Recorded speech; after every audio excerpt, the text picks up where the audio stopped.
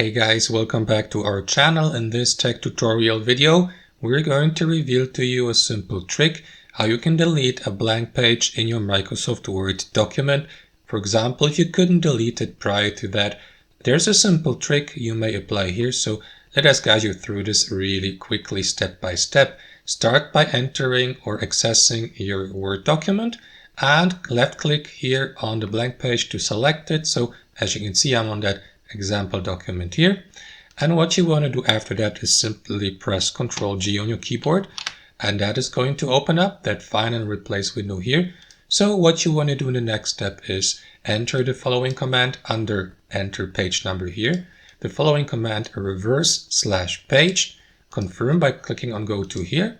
That is going to select the blank page. Now you may close that window here and simply press delete on your keyboard. And there you go. As you can see, the blank page has been entirely removed from my document without changing or interrupting the text fluency, as you can see. So that's how it works in practice, guys. I hope you enjoyed this video, got some value from it, and we'll see you next time on our channel.